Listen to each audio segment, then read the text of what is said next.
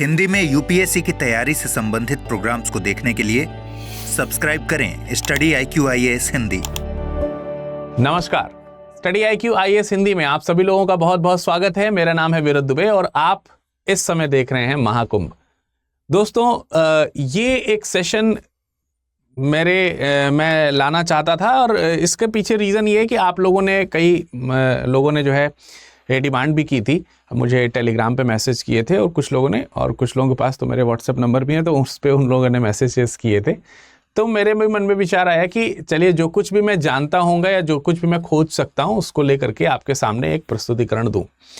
देखिए, सबसे पहले तो इस टॉपिक को मैं शुरू करूँ उससे पहले मैं आपको बता देना चाहता हूँ कि इस टॉपिक में इसको पढ़ते समय ध्यान रखना है, इसमें मान्यताएं एक अलग कह सकते हैं कि तत्व है, और मान्यताएं प्रथाएं वो जो चीज़ें हैं, और प्रमाणीकरण और स्पष्टीकरण ये दो अलग अलग चीज़ें हैं। मतलब दोनों में कई जगहों पर सामंजस्य आपको बनता हुआ दिखेगा, कई जगहों पर सामंजस्य बनता नहीं दिखेगा।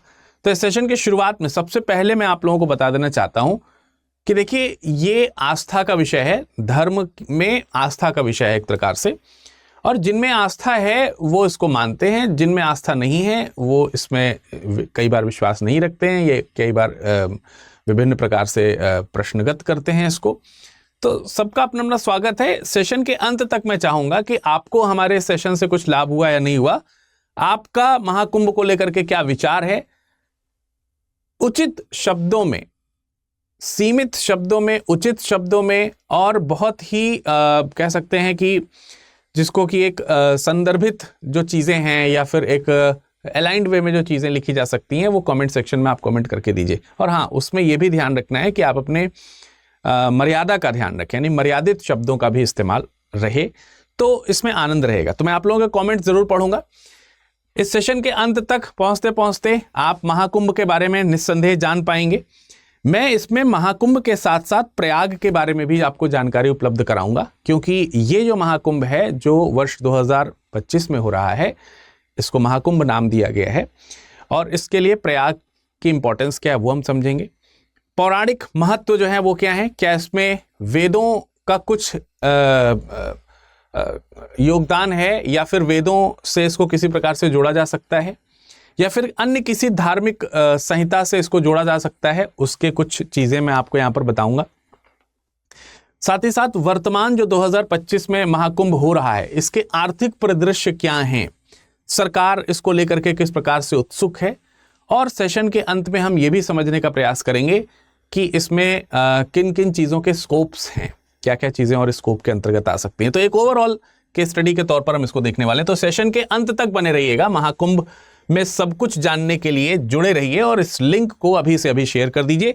और सभी के विचार, मतलब मैं चाहूंगा कि जितने भी व्यूअरशिप है अपना कुछ ना कुछ एक कमेंट सेक्शन में योगदान जरूर दें। मैं जानना चाहूंगा, क्योंकि ये महाकुंभ है, तो मैं चाहूंगा कि कमेंट सेक्शन में भी महाकुंभ हो, कमेंट सेक्शन में महाकुंभ आपके ज्ञान का हो। बेसिकली मैं एट द एंड में जब कंक्लूड करूंगा तो मैं इसी चीज से कंक्लूड करूंगा कि आस्था आपकी किसी भी चीज में हो, आपकी श्रद्धा, आस्था, भक्ति, भावना कुछ भी किसी भी चीज में हो, बट एटलीस्ट ये ज्ञान का महाकुंभ तो है ही, किसी और चीज का महाकुंभ हो या ना हो। तो मैं चाहूंगा कि इस महाकुंभ को आप कमेंट सेक्शन में भी ला सकते हैं, तो जरूर लाइए, सबका स्वागत रहेगा, और कोशिश करूंगा कि मैं उसमें कुछ रिप्लाई भी कर सकूं।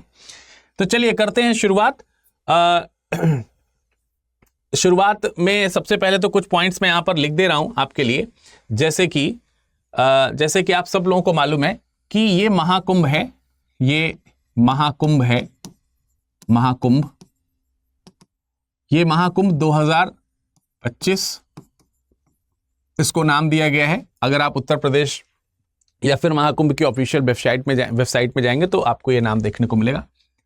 और ये शुरू हुआ है 13 जनवरी से, और इसका समापन होगा 26 फरवरी 2025। मोटे मोटे तौर पर 50 दिन या फिर 45 से 50 दिन के आसपास का समय है जिसमें यह महाकुंभ आयोजित किया जा रहा है। आयोजन स्थल जो है इसका, आयोजन स्थल जो है वैसे तो ये कोई बताने की चीज नहीं है, परंतु फिर भी ये विश्व में प्रसिद्ध है इस समय, तो ये है प्रयागराज। प्रयागराज। मैं प्रयागराज के बारे में भी बताऊंगा, प्रयाग और राज क्या है वो उसके बारे में भी डिस्कशन करेंगे हम लोग, ठीक है। तो ये इसके ऊपर हमारा डिस्कशन होने वाला है। और प्रयागराज में भी जो स्थल है वो है मुख्य तौर से त्रिवेणी। त्रिवेणी में कौन सी संधि है जरा मुझे बताइएगा कमेंट सेक्शन में कमेंट करके। हालांकि इसका यूपीएससी से भी कोई लेना देना नहीं है और मेरे मन में ऐसे विचार आया तो मैंने आपसे पूछ लिया, अगर आप बता सकते हैं तो बताइए। चलिए, इस महाकुंभ के बारे में जानेंगे सब कुछ, लेकिन उससे पहले एक छोटी सी सूचना मैं जरूर आपको शेयर करना चाहूंगा कि अगर आप P2I फाउंडेशन बैच से जुड़ना चाहते हैं तो ये सबसे बेस्ट समय है। एक तो महाकुंभ चल ही रहा है, ग्रेट इंडियन फेस्टिवल में अभी अभी हमने यानी 13 तारीख को ग्रेट इंडियन फेस्टिवल सेल भी मतलब फेस्टिवल के तौर पर लोहड़ी भी मनाई है, और ये सेल 15 तारीख तक चलने वाली है। तो आज आप ये सेशन देख रहे हैं और कल तक ये सेल वैलिड है। और जिस बैच की मैं बात कर रहा हूं ये बैच भी 15 जनवरी को एंड हो रहा है, एडमिशन इसमें जो है वो एंड हो रहा है। तो अगर आप 2026 को टारगेट कर रहे हैं तो मात्र 26,999 विरद लाइव कोड लगाने पर मिलेगा, और 27 की तैयारी कर रहे हैं तो यही बैच आपको 32,999 में इस छूट के साथ मिल जाएगा। इसमें आपको लाइव क्लासेस मिलेंगी, इसमें आपको रिवीजन क्लासेस भी मिलेंगी, इसमें आपको स्टडी मटेरियल के तौर पर पूरा का पूरा 18 किताबों का जो बुक्स हैं उनका सेट भी मिलेगा, और प्लस अदर स्टडी मटेरियल का एक पूरा बॉक्स आपको भेजा जाएगा जिसको बोलते हैं हम लोग सिलेक्शन बॉक्स। तो आपको सिलेक्शन बॉक्स इसमें दिया जाएगा। इसके अलावा SIP यानी सक्सेस इन प्रीलिम्स की क्लासेस होंगी। सक्सेस इन प्रीलिम्स के बाद में आपको MRP प्रोग्राम में जोड़ा जाएगा। अगर आप प्रीलिम्स क्वालिफाई करते हैं, मेंस रेजिडेंशियल प्रोग्राम है, ये निःशुल्क है, ये निःशुल्क है। आपको इसमें टेस्ट सीरीज अवेलेबल रहेंगी, ठीक है, टेस्ट सीरीज अवेलेबल रहेंगी। हार्ड कॉपी में तो आपको हम किताबों का सेट और अदर स्टडी मटेरियल्स भेजेंगे ही, सॉफ्ट कॉपी में भी आपके पास स्टडी मटेरियल्स रहेंगे क्रक्स के फॉर्म में। तो बहुत सारी सुविधाएं और मेंटरशिप प्रोग्राम इत्यादि सब है इसमें। और लास्ट में इंटरव्यू गाइडेंस प्रोग्राम उन लोगों के लिए जिनका मेंस क्वालिफाई होगा। तो ये सारी चीज़ों के साथ आपको ये तैयारी करने को मिलेगी। तो आई होप कि आप इससे ज़रूर जुड़िएगा, विरद लाइव कोड का इस्तेमाल करिए और आसानी से हमारे साथ जुड़ जाइए। सक्सेस इन प्रीलिम्स 2025 में जो प्रीलिम्स देना चाहते हैं उनकी स्पेशल तैयारी है। जैसे मैं अभी बता रहा था, तो आपको ध्यान रखना है कि P2I फाउंडेशन बैच में SIP इंक्लूडेड है। जिन लोगों ने पहले P2I में एडमिशन नहीं लिया है वो केवल SIP में एडमिशन लेना चाहते हैं तो उनका 2025 में वेलकम है। अगेन यू कैन यूज विरद लाइव कोड और आपको 4,999 में मात्र मिल जाएगा 15 तारीख तक। अगर आप बुक्स लेना चाहते हैं तो ये है सिलेक्शन बॉक्स, जिसमें आपको 26 एलिमेंट्स जो हैं टोटल भेजे जाएंगे। ये P2I बैचेस के साथ निःशुल्क दिया जा रहा है, SIP के साथ नहीं मिलेगा। SIP में आपको सॉफ्ट कॉपीज मिलेंगी। 26 एलिमेंट ऑफ बॉक्स आपको भेजा जाता है फ्री में, लेकिन ये अगर आप अलग से चाहें खरीदना तो अलग से आप परचेज कर सकते हैं। उसमें भी आप विरद लाइव कोड का इस्तेमाल करके 4,999 में परचेज करेंगे। इनफैक्ट अगर आप केवल 18 बुक्स का सेट चाहते हैं तो वो भी आपको अलग से मिल जाएगा, आपको विरद लाइव कोड यूज करना होगा। चलिए अब हम शुरू करते हैं आज की अपनी क्लास, और आज की अपनी क्लास में शुरुआत जो होगी वो प्रयागराज के महत्व से होगी।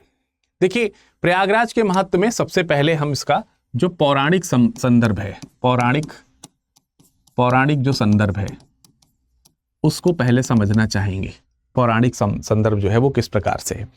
देखिए, पौराणिक संदर्भ में एक चीज तो हमको ये ध्यान रखनी है,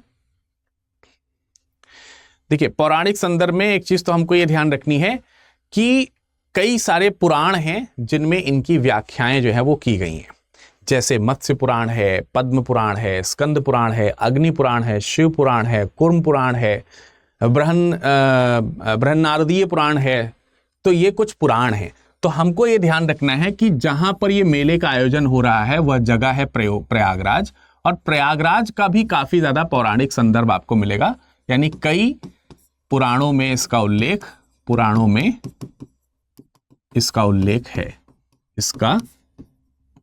है, ठीक है। एक तो ये बात है।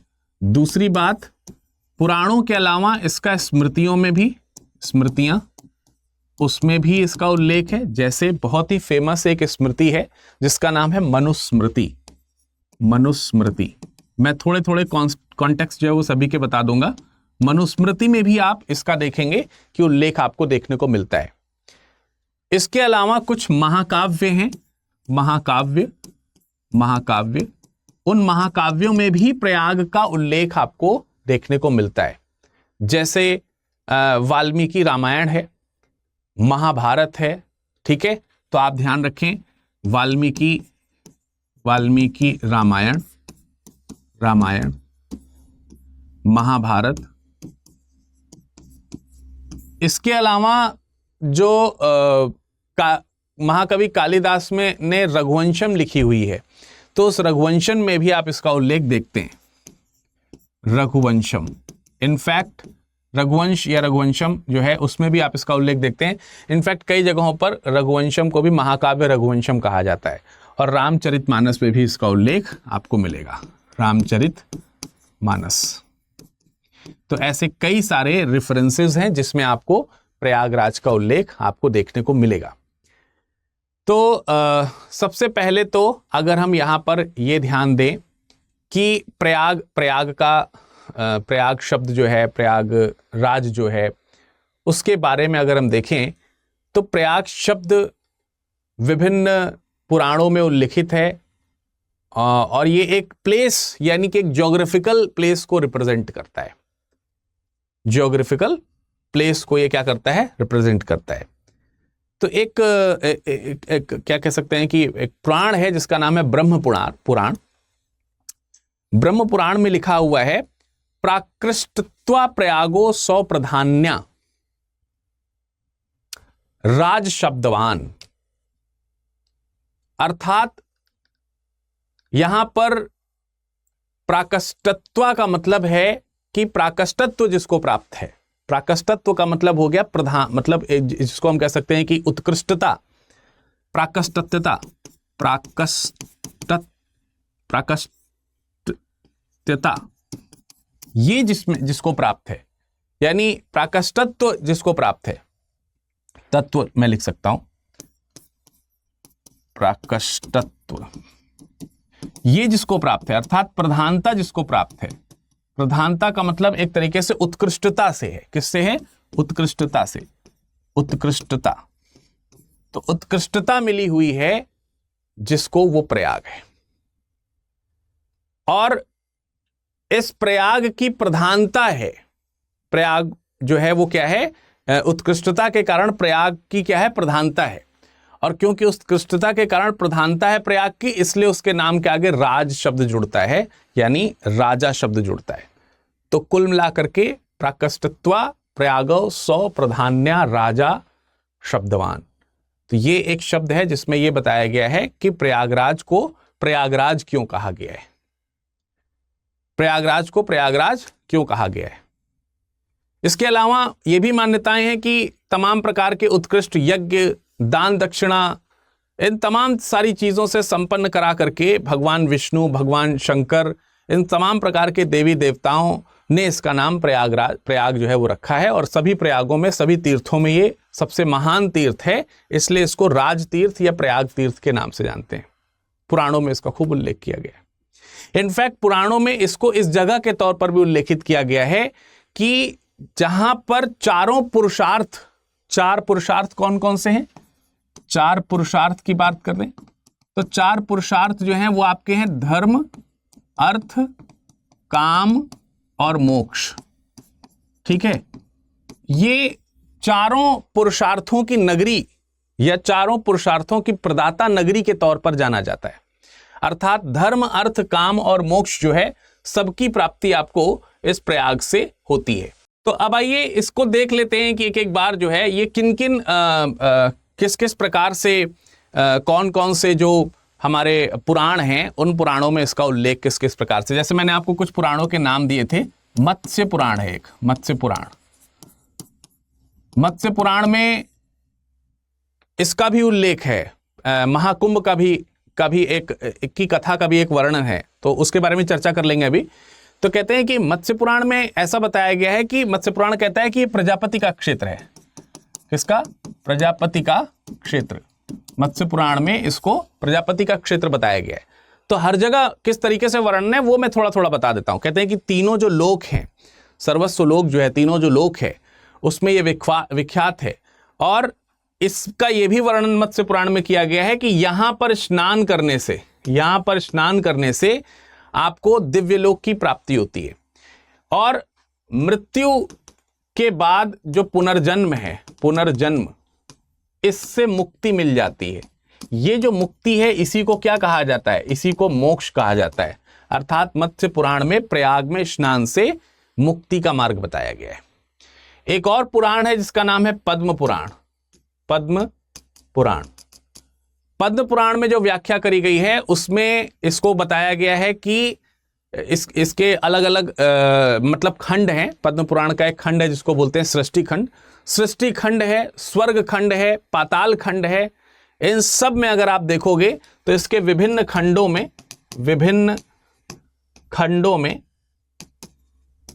प्रयाग की विस्तृत चर्चा है। प्रयाग की विस्तृत चर्चा। तो आपको यहां पर भी प्रयाग की चर्चा आपको पद्म पुराण में देखने को मिलेगी। स्कंद पुराण की बात कर लेते हैं। स्कंद पुराण में भी जो आपका महाकुंभ है उससे जुड़ी एक कथा का वर्णन है, वो भी मैं अभी आपको आगे बता दूंगा। इसमें स्कंद पुराण में प्रयाग के बारे में ऐसा लिखा गया है कि इसमें भी तीर्थों का वर्णन किया गया है। तीर्थों का वर्णन के बारे में बताया गया है कि एक ऋषि अगस्त्य हुए थे। अगस्त्य ने लोप मुद्रा को प्रयाग के बारे में बताया, और ये बताया कि प्रयाग जो है वो प्रथम तीर्थ है। ठीक है, तो इसमें अगस्त्य मुनि जो हैं उनके द्वारा लोपामुद्रा जो है, लोपामुद्रा एक विदुषी महिला थी, लोपामुद्रा, उनको प्रयाग की महिमा बताई गई है। प्रयाग की महिमा बताई है उन्होंने, अगस्त्य मुनि ने बताई है। ठीक है, प्रथम तीर्थ के तौर पर उन्होंने यहां पर इंगित करते हुए उनको ये बात बताई है। इसके अलावा बेटे अग्नि पुराण है। अग्नि पुराण भी प्रयाग की व्याख्या करता है। अग्नि पुराण में अग्निदेव जो हैं उनके द्वारा प्रयाग के महात्म्य का वर्णन किया गया है। मतलब प्रयाग का वर्णन किया गया है। प्रयाग का वर्णन किसने किया है? वर्णन स्वयं अग्निदेव ने किया है। अग्निदेव जो हैं वो इसमें प्रयाग का वर्णन जो है वो करते हैं, और वो प्रयाग का वर्णन करते हुए ये बताते हैं कि जो तीनों देवता हैं, ब्रह्मा, विष्णु और महेश, यानी त्रिदेव जो हैं, और बहुत सारे जो श्रेष्ठ मुनिजन हैं, वो यहीं प्रयाग में आकर के निवास करते हैं, यज्ञ हवन इत्यादि करते हैं। इसके अलावा शिव पुराण जो है, शिव पुराण में भी आपको प्रयाग का उल्लेख देखने को मिलेगा। शिव पुराण में 8वां खंड का जो पहला अध्याय है उसमें शिवलिंगों का वर्णन दिया गया है। 8वां खंड जो है उसका प्रथम अध्याय, उसमें शिवलिंगों के बारे में बताया गया है। शिवलिंगों के बारे में बताया गया है, और ये बताया गया है कि जो ब्रह्मा जी ने नारद को इसमें जो है ये विस्तृत चर्चा करते हुए बताया है कि मैंने यहाँ पर तीर्थराज में, अर्थात ब्रह्मा जी ने तीर्थराज में अनेकानेक शिवलिंग स्थापित किए हैं। जैसे बहुत ही फेमस शिवलिंग है जो यहाँ पर आपको प्रयागराज में मिलेगा, ब्रह्मेश्वर शिवलिंग। ये ब्रह्मा जी के द्वारा एस्टैब्लिश शिवलिंग है। तो उन्होंने यहाँ पर प्रयागराज में शिवलिंग की भी स्थापना करी है। इसी तरीके से कूर्म पुराण है, उसमें बताया गया है कि प्रयाग की यात्रा किस प्रकार से करनी चाहिए। अब देखिए, एक चीज मैं आपको यहां पर बता देता हूं। अगर आप कूर्म पुराण की बात मानते हैं, कूर्म पुराण में यह कहा गया कि हमें प्रयाग की यात्रा कैसे करनी है। अगर आप महाकुंभ जा रहे हैं तो महाकुंभ में और ज्यादा फल मिल पाए आपको, इसके लिए इसमें मार्कंडेय जी ने युधिष्ठिर को बताया है कि इसमें पदयात्रा करनी चाहिए। पदयात्रा करने की बात उन्होंने कही है, और किसी भी प्रकार की जो वाहन यात्रा है, वाहन यात्रा का निषेध उन्होंने बताया है कि इसमें वाहन यात्रा नहीं करनी चाहिए, तभी आपको फल की प्राप्ति होगी। तो और इसी तरीके से आपका एक और पुराण है जिसको हम लोग ब्रह्म पुराण बोलते हैं। ब्रह्म पुराण में भी प्रयाग की व्याख्या है। इसमें प्रयाग में बताया गया है कि सरस्वती का जो संगम है, मतलब गंगा, यमुना और सरस्वती, उसके संगम को तीर्थ की महत्वता दी गई है। ब्रह्मा जी ने यहां पर बताया है कि गंगा यमुना तो हैं, लेकिन ब्रह्मा जी के द्वारा ही बताया गया कि ब्रह्मा जी कहते हैं कि यहां पर सरस्वती जो है, सरस्वती ये अदृश्य रूप में, ठीक है, सरस्वती नदी जो है वो यहां पर अदृश्य रूप में आकर गंगा और यमुना से, गंगा यमुना का जो संगम है इससे मिलती हैं। ऐसी बात जो है वो ब्रह्म पुराण में लिखी गई है। तो ब्रह्म पुराण भी एक वो हो गया। इसी तरीके से एक वामन पुराण है। वामन पुराण, कुछ इस तरीके से आपको कुछ पुराणों के नाम भी याद हो जाएंगे। वामन पुराण में कहा गया है कि प्रयाग एक वेदी है। वेदी का मतलब होता है जहां पर बैठ करके यज्ञ हवन किया जाए। प्रयाग को क्या कहा गया है? वेदी कहा गया है। प्रयाग जो है एक प्रकार का वेदी है जहां पर आप यज्ञ हवन कर सकते हैं। भारत में 5 जगहों पर ब्रह्मा की वेदियां हैं, उनमें में से एक ब्रह्मा की वेदी प्रयाग को माना गया है। इसके अलावा कुरुक्षेत्र है, इसके अलावा गया है, फिर आपका विरजा है और पुष्कर। तो ये 5 जगहें हैं जहां पर ब्रह्मा की वेदी मानी गई है, जिसमें सर्वोत्तम वेदी और मध्य की जो वेदी है वो प्रयाग है। प्रयाग जो है वो एक प्रकार की वेदी है। यहां वेदी मतलब जहां से बैठ के यज्ञ किया जाता है, ठीक है, ये वेदी है। और ये मध्य वेदी के रूप में इसको जाना जाता है, अर्थात बीच में मध्य। इसको कई जगहों पर जो धर्म ग्रंथ हैं उनमें मध्य देश के तौर पर भी लिखा गया है, ठीक है। तो ये पुष्कर में भी है। इसके अलावा एक और पुराण है जिसका नाम है बृहन्नारदीय पुराण। बृहन्नारदीय पुराण जो है, इसमें संगम के बारे में बताया गया है। संगम जो कि प्रयाग की बहुत फेमस जगह है, इसमें संगम की व्याख्या है। संगम को सर्वोत्तम क्षेत्र बताया गया है। सर्वोत्तम क्षेत्र, संगम जो है क्या है? ये एक सर्वोत्तम क्षेत्र है। और यहां पर गंगा यमुना का संगम जो है वो किस प्रकार से है, इसमें भी सरस्वती के अदृश्य होने की कहानी देखने को मिलती है। तो ऐसे डिफरेंट आपने पुराण जो है उसमें आपने देखा कि इसकी व्याख्या है। मैंने स्मृति के बारे में भी आपको बताया था कि एक स्मृति है जिसको हम लोग बोलते हैं मनुस्मृति। मनुस्मृति हिंदू टेक्स्ट कोड कहलाता है। कानून की किताब जो पूर्व के समय में चलती थी वो स्मृति के तौर पर आचार्य मनु के द्वारा लिखी गई है। उन्होंने देशों की जब व्याख्याएं करी हैं, भौगोलिक व्याख्या जब उन्होंने करी हैं, तो उसमें उन्होंने प्रयाग के बारे में बताया है। कहते हैं कि प्रयाग एक ऐसा स्थल जो हिमाचल और विंध्याचल के बीच में पड़ने वाला प्रदेश है। और मतलब इसकी स्थिति के बारे में उन्होंने बताया है कि इसके बीच में पड़ने वाला ये एक प्रदेश है, मध्य में पड़ता है। इसके अलावा सरस्वती नदी के पूर्व में और प्रयाग के पश्चिम में जो है एक मध्य देश पड़ता है। तो सरस्वती नदी के पूर्व की स्थिति भी यहां पर क्लियर होती है, ठीक है। तो सरस्वती के पूर्व में पड़ता है, ये भी ध्यान रखना है, सरस्वती के पूर्व में। और इसको प्रयाग को यहां पर मध्य देश के तौर पर इन्होंने इंगित किया है। तो मनुस्मृति में भी इसका एक वर्णन आपको यहां पर देखने को मिल गया। वाल्मीकि रामायण जो है, वाल्मीकि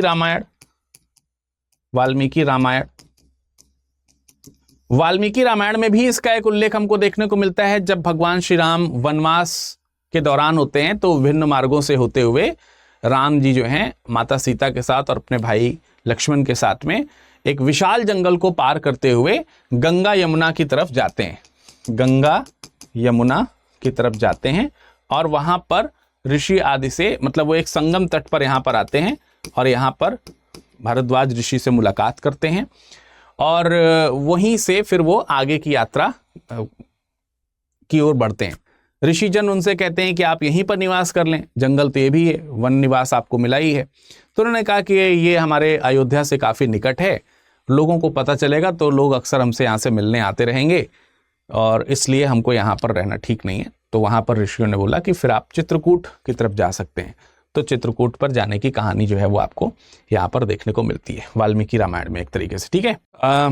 इसके अलावा अगर आप देखेंगे तो महाभारत में भी इसका उल्लेख है, ठीक है।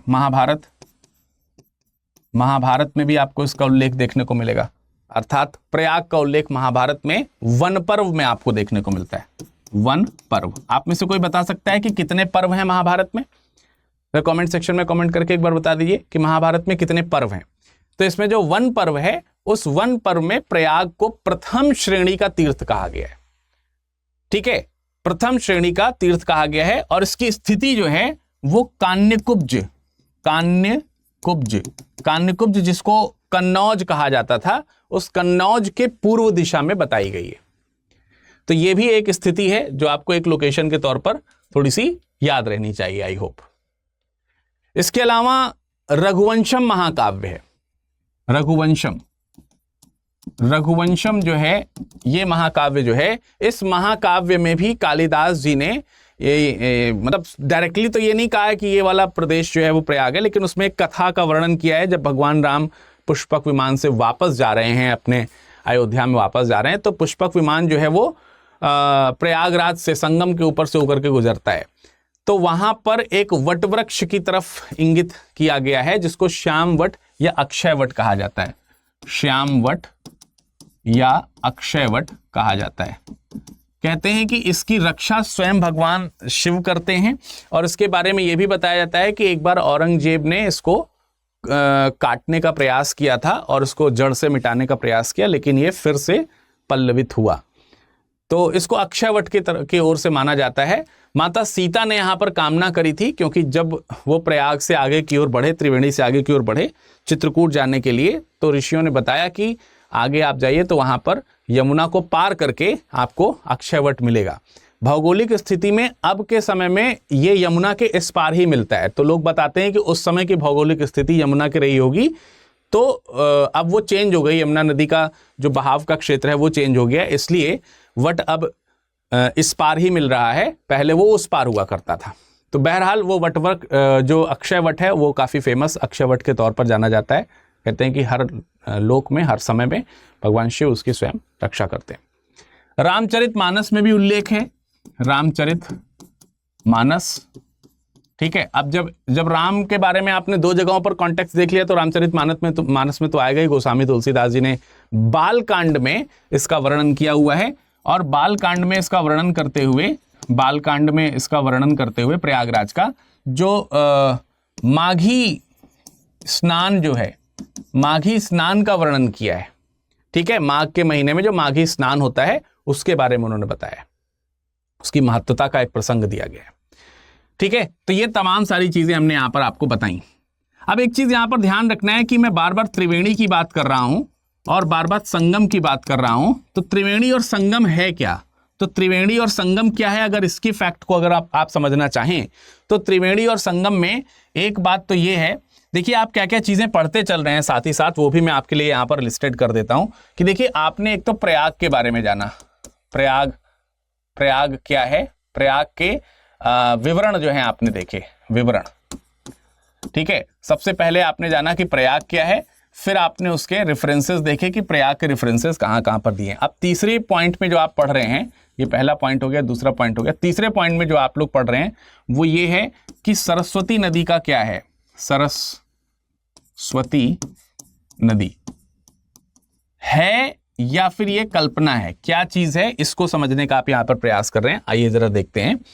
देखिए त्रिवेणी या संगम की अगर हम बात करें, त्रिवेणी या संगम क्या है, तो पहली बात तो ये गंगा, यमुना और सरस्वती इन तीन नदियों का संगम माना जाता है, जिसमें से ये दोनों नदियां जो हैं ये प्रत्यक्ष हैं और जो सरस्वती है इसको अप्रत्यक्ष माना गया है, अप्रत्यक्ष माना गया। अभी मैंने थोड़ी देर पहले भी आपको यहां पर दिखाया था। ठीक है, सरस्वती के बारे में, यहां पर सरस्वती के बारे में मनुस्मृति में भी लिखा गया है और भी यहां पर देखिए सरस्वती अदृश्य रूप में ब्रह्म पुराण में लिखी हुई आपको देखने को मिलती हैं। ठीक है, तो यहां पर जो सरस्वती हैं वो उनकी वास्तविकता क्या है, इसको लेकर के कई बार प्रश्न चिन्ह रहता है कि हम संगम में देखते तो हैं कि गंगा यमुना तो मिल रही हैं, लेकिन सरस्वती का क्या है। तो देखिए सरस्वती अदृश्य तौर पर देखने को मिलती हैं। कई सारे लोग इसके अलग अलग कहानियां बताते हैं, लेकिन एक योग तात्विक जो स्वरूप है उसकी भी कल्पना करी गई है, जो काफी सारे लोग जिसको प्रमाणित मानते हैं। योग तात्विक रूप क्या है, देखिए वास्तविक रूप में नदियां उसी प्रकार से हैं जैसे हमारे शरीर में नाड़ियां हैं।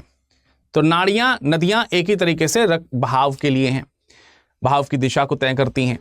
और ये अगर आप देखेंगे तो एक तात्विक योग साधना में एक हठ योग साधना की बात करी जाती है।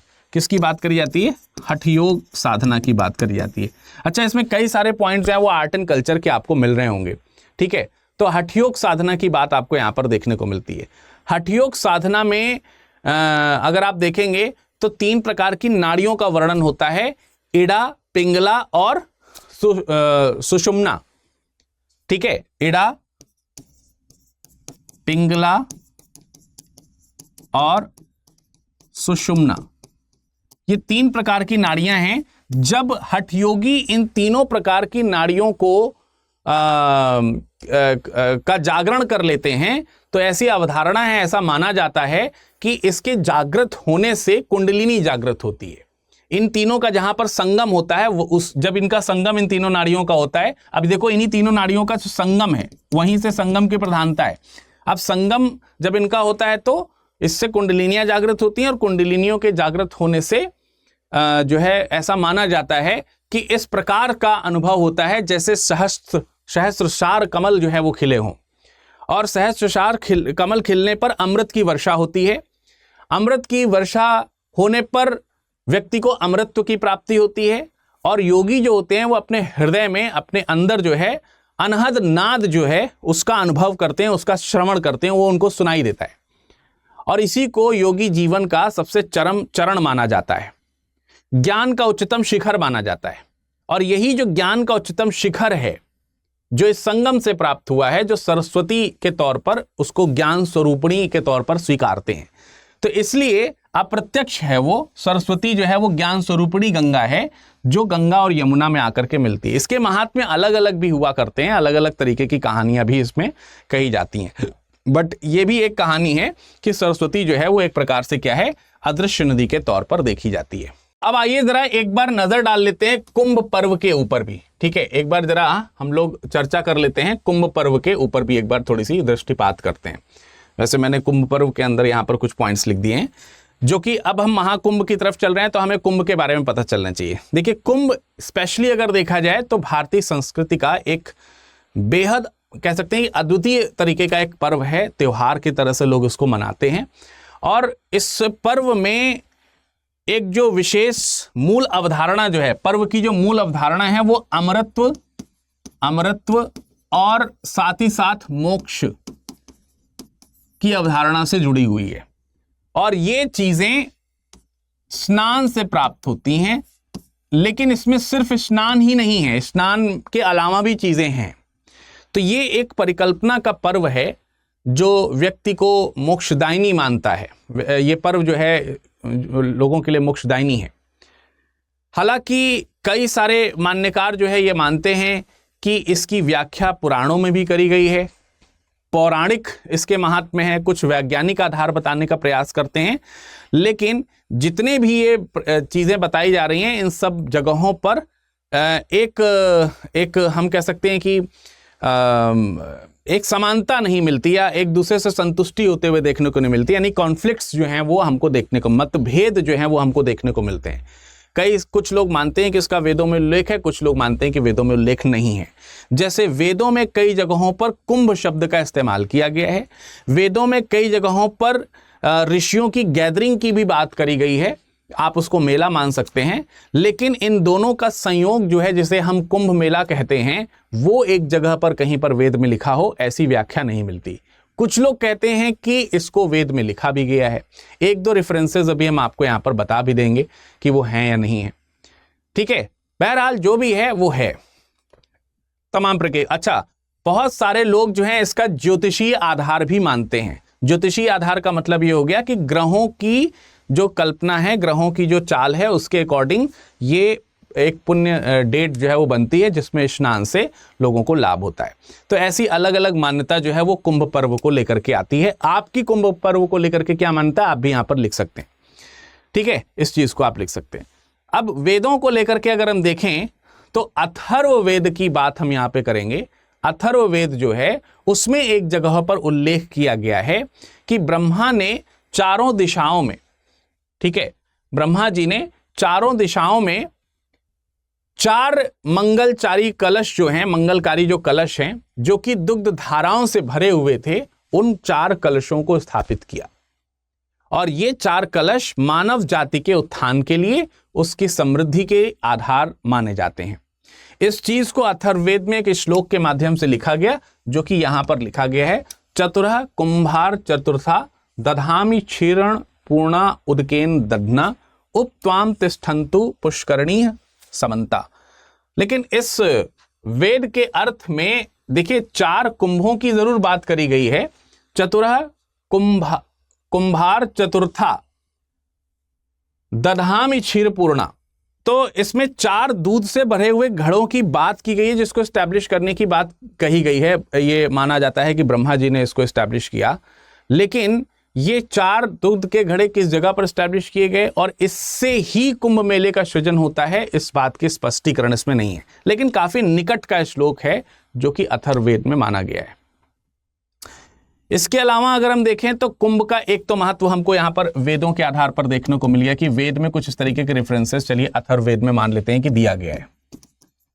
अथर्ववेद में सपोज कि यहां पर दिया गया है। अब इसको भी लेकर के कुछ लोग प्रमाणित नहीं है, ये मैं आपको पहले से बता देना चाहता हूं। इसको लेकर के भी खींचातानी तमाम सारे विद्वानों के बीच में निस्संदेह है। फिर भी कुंभ का महत्व जो है इसलिए भी हम मान सकते हैं क्योंकि अगर आप देखोगे तो इस पर्टिकुलर कुंभ में जो लोग जुड़ते हैं, अब जो वर्तमान जैसे कुंभ है तो कुंभ है, महाकुंभ है, अर्ध कुंभ है, पूर्ण कुंभ है, इन सब चीजों के बारे में भी चर्चा करेंगे। लेकिन सब में कॉमन चीज है कुंभ। और जो कुंभ है उसमें जब भी मेले का आयोजन होता है, जब भी गैदरिंग होती है, तो ये गैदरिंग सिर्फ भारत में नहीं है, अखिल विश्व की है। आप सोचिए, अखिल विश्व की, यानी कि पूरे विश्व से लोग यहां पर आकर के गैदर होते हैं ऑलमोस्ट। तो ये संपूर्ण कह सकते हैं कि विश्व की यहां पर जो चीजें हैं वो एक जगह पर इकट्ठी हो रही हैं भारतीय संस्कृति के तौर पर, और यहां से पूरे विश्व में भारतीय संस्कृति के तौर पर जा रही हैं। इस पर्व को मनाने के लिए सभी लोग आते हैं, इसलिए कई बार इस कुंभ को आप इस तरीके से भी देखेंगे कि ये धर्म निरपेक्षता का एक उदाहरण प्रस्तुत करता है, जिसमें सभी धर्म के लोगों का समागम भी होता है। यानी कि इस भीड़ में किस धर्म के लोग हैं आप ठीक है, साधु संतों को देख करके जरूर पहचान जाएंगे कि ये साधु संत हैं और हिंदू धर्म से रिलेटेड हैं, पर अन्य धर्मों का भी समावेशन देखने को मिलता है। जैसे आप अखाड़ा संस्कृति के बारे में जानते होंगे, तो इसमें कुछ जो हैं वो अखाड़े ऐसे भी हैं जिनको हम रिलेट करते हैं कई बार सिख रिलीजन से भी, तो ऐसे करके भी है। अभी उन पर भी मैं थोड़ा सा चर्चा कर लूंगा। तो कुंभ का महत्व इसलिए भी हो गया, विश्व में इतना बड़ा मेला शायद ही कभी कहीं लगता होगा या कभी नहीं लगता है।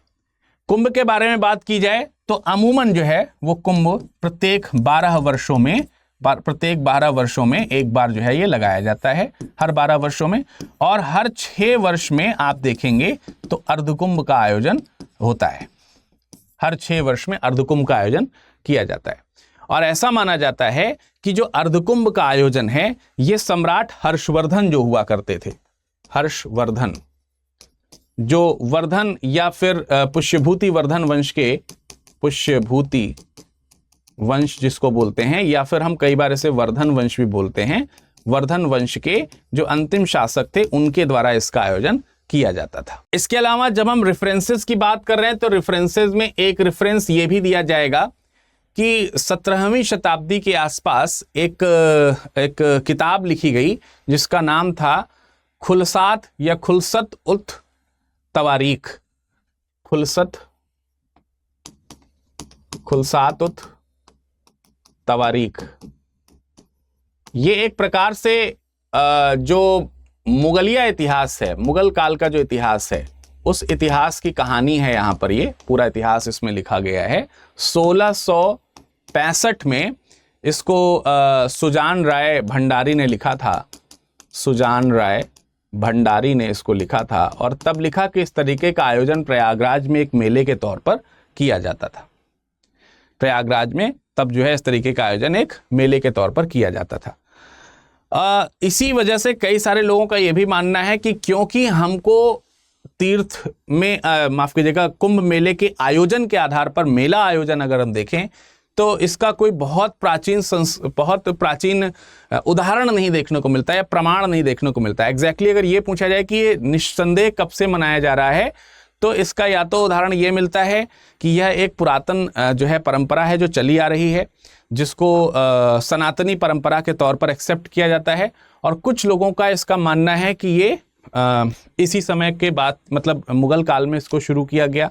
कुछ लोगों का ये भी मानना है कि 1857 की क्रांति के दौरान धार्मिक एकजुटता के माध्यम से औपनिवेशिक शासन को मुंह तोड़ जवाब देने के लिए भी धार्मिक एकजुटता यहाँ पर देखी गई और तब से फिर ये मेले का आयोजन होना शुरू हो गया। कुछ लोगों का मानना है कि जो हर्षवर्धन है, जब उन्होंने अर्धकुंभ या हर 6 साल पे जो उन्होंने आयोजन किए हैं, दान के जो आयोजन किए हैं, इसी दान के आयोजन को 4 अलग अलग जगहों पर कुंभ के तौर पर मनाया जाने लगा। तो मान्यताएं बहुत हैं, कथाएं बहुत सारी हैं, लेकिन ज़्यादातर जिस तरीके की कथाएं प्रचलित हैं वो हैं बेटे पौराणिक कथाएं, यानी कि पुराणों में जिस प्रकार की व्याख्या दी गई है उसको हम लोग बोलते हैं पौराणिक कथा। क्या बोलते हैं? पौराणिक कथाएं। अब पौराणिक कथाएं जो हैं उनको कई प्रकार से लोग किद्वंतियों के तौर पर भी लेते हैं।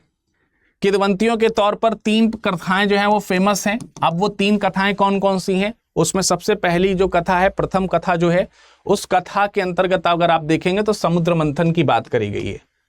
समुद्र मंथन की बात अन्य प्रकार से भी की गई है, लेकिन यहाँ पर जो प्रकार दिया गया है उसमें बताया गया है कि एक ऋषि हुए जिनका नाम था ऋषि कश्यप, और ऋषि कश्यप का विवाह दक्ष की पुत्री, 2 पुत्रियां थीं, दिति और अदिति, उनसे हुआ। ये दक्ष की पुत्रियां हैं, दिति और अदिति। अदिति जो हैं ये तो आपको मालूम ही है कि इनको देवताओं की माता कहा जाता है, और दिति जो हैं ये दैत्यों की माता कहलाती हैं। ठीक है, दैत्यों की माता और देवताओं की माता, देवताओं की माता के तौर पर इनको स्वीकारा जाता है। दोनों ही एक पिता की संतान है। एक समय में इनके पास में, इन लोगों में आपस में एक आचरण हुआ कि समुद्र के अंदर बहुत सारे रत्न इत्यादि हैं और चलिए हम लोग उसको जो है प्राप्त करते हैं। तो उसको प्राप्त करने के लिए समुद्र का मंथन किया गया, 14 रत्न उसमें से निकले। तो जब समुद्र मंथन हो रहा था तो उसमें इंद्र के बेटे जयंत जो हैं वो जो कलश निकला, इसी में समुद्र मंथन में एक अमृत कलश निकला, और अमृत कलश के बारे में कहा जाता है कि इंद्र के बेटे जयंत हुआ करते थे, उनको देवताओं ने इशारा किया और जयंत इस अमृत कलश को ले उड़े। जब वो अमृत कलश को लेकर के जा रहे थे तो दैत्य इत्यादि ने इनका पीछा किया, और तब जाकर के वायु जब ब्रह्मांड लोक जो है उसमें ये कहा जाता है कि इनका पीछा करते हुए, जो जयंत पुत्र हैं उनका पीछा करते हुए कई सारे दैत्य गए। तो ये आशा हुई कि अब वो उसमें एक युद्ध का वर्णन मिलता है, एक युद्ध का वर्णन मिलता है छीना झपटी, जिसमें कि देखने को मिलता है कि अमृत कलश जो है वो दैत्य प्राप्त करना चाहते हैं। तो अब उसमें संभावना ही कि कहीं कलश टूट ना जाए या कहीं कलश इनके हाथ में चला ना जाए, दैत्यों के हाथ में, या फिर ऐसा ना हो कि दोनों में से किसी को ना मिले और अमृत सारा गिर जाए। तो 3 लोगों ने 3 प्रकार से इसकी रक्षा करी कलश की, और वो 3 लोग कौन कौन हैं? एक बृहस्पति हैं, बृहस्पति, एक आपको सूर्य, और एक कल्पना आपको चंद्र की देखने को मिलेगी। कहते हैं कि बृहस्पति ने इस बात को एश्योर किया कि ये दैत्यों के पास ना जाए, सूर्य ने इस बात को एश्योर किया कि ये कलश टूटने ना पाए, और चंद्र ने इस बात को एश्योर किया कि इसमें से जो पूरा का पूरा जो ये अमृत है ये कहीं गिर ना जाए। फिर भी छीना झपटी में इन सब चीजों के प्रोटेक्शन के बावजूद भी 4 बूंद जो है, 4 बूंद अमृत छलका, और पृथ्वी लोक पर वह 4 जगहों पर आकर के गिरा। जिन 4 जगहों पर गिरा उसमें एक जो है वो गंगा तट है, एक जो है वो गंगा तट में हरिद्वार जिसको आप बोलते हैं हरिद्वार, वहां पर है।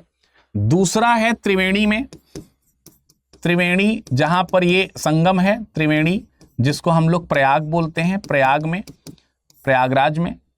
तीसरी बूंद जो गिरी वो आपकी उज्जैन में क्षिप्रा नदी के तट पर, क्षिप्रा नदी कहीं कहीं लिखा रहता है और कहीं कहीं क्षिप्रा नदी लिखा रहता है। ठीक है, तो आप देख लीजिएगा, इसका करेक्ट उच्चारण क्षिप्रा नदी है। और ये उज्जैन यहां पर एक बूंद गिरी, और एक जो चौथी बूंद गिरी वो नासिक में गोदावरी नदी के तट पर गिरती है। ठीक है, तो गोदावरी तट, गोदावरी त्र्यंबक जो पहाड़ी है वहां पर, त्र्यंबकेश्वर के पास में गोदावरी, इसको बोलते हैं नासिक में। तो आप देखेंगे कि इन्हीं नासिक, प्रयाग, हरिद्वार और उज्जैन, इन 4 जगहों पर ही कुंभ आयोजित किए जाते हैं। एक दूसरी कथा है जिसमें महर्षि दुर्वासा के बारे में बताया गया है कि महर्षि दुर्वासा किसी बात से प्रसन्न होकर के देवेंद्र को के पास जाते हैं और उन्हें एक माला देते हैं अपने आशीर्वाद स्वरूप। मद में आकर के वो जो देवेंद्र हैं वो माला ऐरावत, जो उनका हाथी है, उसके माथे पर रख देते हैं। ऐरावत के माथे से वो माला गिर जाती है और ऐरावत के पैरों तले वो कुचल जाती है। इससे क्रोधित होकर के दुर्वासा ऋषि श्राप दे देते हैं। इसकी वजह से जो देवताओं की शक्ति है वो छीन हो जाती है। अपनी शक्ति को पाने के लिए देवता क्षीर सागर में भगवान विष्णु के पास जाते हैं और वहां पर उनको ये सुझाव मिलता है कि समुद्र मंथन करना पड़ेगा। उसी समुद्र मंथन में अमृत कलश निकलता है। अमृत कलश को लेकिन लाया कैसे जाए, कहा जाता है कि वह नागलोक में था। तो गरुण जो हैं वो जाते हैं और उसको लेकर के आ रहे होते हैं। तो जब गरुण नागलोक से कलश को लेकर के आते हैं तो इन्हीं 4 जगहों पर वो रख के थोड़ी थोड़ी देर के लिए विश्राम करते हैं। तो एक कथा ये हो गई। तीसरी कथा भी इसमें इन्वॉल्व है जिसमें प्रजापति कश्यप के बारे में बताया जाता है कि उनकी 2 पत्नियां हुआ करती थी, विंता और कद्र। यहीं पर लिख देता हूं, विंता और कद्रु, ये पत्नी का नाम है। तो इनमें दोनों में आपस में विवाद होता है कि सूर्य के जो अश्व हैं उनका रंग क्या है, सफेद है, श्वेत है या फिर श्याम है। तो ये हुआ कि जो सही आंसर बताएगा वो विजेता होगा और जो गलत होगा वो विजेता का दासी बनेगा। तो इसमें कद्रू के जो बेटे हैं उनका नाम है नागराज वासुकी। वो अश्व का रंग सफेद से ब्लैक कर देते हैं और इस तरीके से विंता हार जाती हैं। विंता दासी बन जाती हैं। फिर वो मुक्ति की प्रार्थना करती हैं क्या नाम है, कुद्रा से। और फिर विंता को बताया जाता है कि अगर तुमको दासी से मुक्त होना है तो यहाँ पर जाइए नागलोक में, वहां से कलश लेकर के आइए अमृत का। तो ये अपने बेटे गरुण को भेजती हैं और जब गरुण ये अमृत कलश लेकर के आ रहे होते हैं तो उन पर इंद्र का आक्रमण होता है। और इंद्र पर लड़ाई लड़ने के लिए 4 जगहों पर इनको वो गरुण को जो है कलश रखना पड़ता है। और फिर वही बात है कि वो 4 जगहें ये चारों ही हैं। तो कुल मिलाकर के इन्हीं 4 जगहों का महात्म्य है 3 कहानियों के अंतर्गत। अब लेकिन उनमें एक तो मैंने बताया कि चारों 2-3 चीजें जो कॉमन हैं, जैसे एक तो ये 4 जगहें जो हैं गंगा तट का हरिद्वार, त्रिवेणी, प्रयाग का, और उज्जैन का शिप्रा नदी और नासिक का गोदावरी नदी, ये तो 4 चीजें कॉमन है। इसके अलावा ये 3 जो हैं, ये जो बृहस्पति, सूर्य और चंद्र, ये ग्रहों के अकॉर्डिंग भी यहाँ पर होते हैं, तब जाकर के ये इसका आयोजन होता है, कुंभ का आयोजन होता है। तो अगर आप देखेंगे तो जैसे इसमें सब में बताया गया, तो इसमें कुछ जगहों पर युद्ध का वर्णन बताया गया। ठीक है, जैसे जयंत के साथ युद्ध हुआ राक्षसों का, या फिर नीचे भी आपने देखा कि इंद्र के साथ युद्ध हुआ। तो 12 दिव्य दिनों तक चला। तो जो 12 दिव्य दिन हैं, 12 दिव्य दिन जो हैं, उनको ये माना जाता है कि एक दिव्य दिन जो होता है ये एक 12 वर्ष का होता है। 12 सांसारिक, माफ कीजिएगा, एक दिव्य दिन जो होता है वो एक सांसारिक वर्ष के बराबर होता है। सांसारिक वर्ष के क्या होता है, बराबर होता है।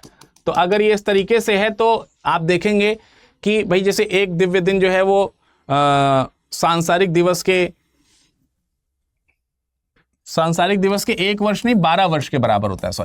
एक दिव्य दिन जो है वो 12 वर्ष के बराबर हो रहा है। तो इसलिए यहां पर 12 की कल्पना की गई। प्रत्येक 12 वर्षों में आप देखेंगे, क्योंकि युद्ध 12 दिनों तक चला, इसलिए इसकी आवृत्ति जो है वो प्रत्येक 12 वर्षों में होती है। और इसीलिए महाकुंभ की जो आवृत्ति होती है वो 144 वर्षों में होती है। 12 का मल्टीप्लाई 12 से करोगे तो 144, वैसा करके। तो 144 दिनों बाद महाकुंभ की आवृत्ति होती है। तो इस तरीके से होता है। तो जिस दिन अमृत कुंभ से गिरने वाली जो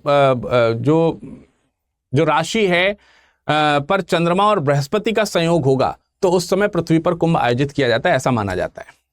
अब देखिए, राशियों के अकॉर्डिंग अगर देखा जाए तो अमृत कलश के बारे में मैंने आपको बताया कि 4 अलग अलग जगहों पर इसको रखा गया, चार अलग अलग जगहों पर जब रखा गया तो ऐसा माना जाता है कि ज्योतिष के अकॉर्डिंग माना जाता है कि जब ये ज्योतिष संयोग बैठता है, जिन दिवसों पर ये अमृत कलश रखा गया अलग अलग जगहों पर, वही ज्योतिष दिन जब दोबारा से आते हैं तो अमृत वर्षा होती है, यानी कि वो पवित्र दिन होते हैं। उस पवित्र दिन में लोग आध्यात्म करते हैं, एकांतवास करते हैं, अपना दैनिक जीवन की जो भागदौड़ है उसको छोड़ते हैं और एक साधुत्व की तरफ वो बढ़ते हैं, कल्पवास करते हैं। कल्पवास क्या है उसके बारे में भी मैं अभी आपको बताऊंगा। और इन सभी चारों जगहों पर इस तरीके के कल्पवास का प्रयोजन किया जाता है। कल्पवास का बेसिक मतलब यही है कि आप अपना दैनिक जो कार्य है उससे थोड़ा सा मुक्त होकर के थोड़ा अध्यात्म की तरफ जाएं और थोड़ा उसमें चिंतन मनन करें। उस समय के लिए सारी चीजें भूल जाइए कुछ समय के लिए, वैसा उसको कल्पवास बोला जाता है। अब देखिए, जो ये कुंभ हैं ये चार अलग अलग जगहों पर होते हैं। जैसे अगर आप देखेंगे तो ये जो श्लोक है ये बताता है कि तीर्थनायके का मतलब होता है तीर्थनायक, और तीर्थनायक किसको बोला गया है? प्रयाग को बोला गया है। प्रयाग में कब जो है वो कुंभ मेला आयोजित होगा। कई बार इसको सूर्य की राशि से भी देखा जाता है। अब जैसे प्रयाग में कहा जाता है कि माघी अमावस्या को मकर राशि में सूर्य जो है वो मकर राशि में सूर्य और चंद्र होते हैं, और बृहस्पति की जो है वो मेष राशि होती है। जब ये योग बनता है तब जो है कुंभ में प्रयाग में कुंभ मेला जो है वो आयोजित होता है। इसी तरीके से अगर आप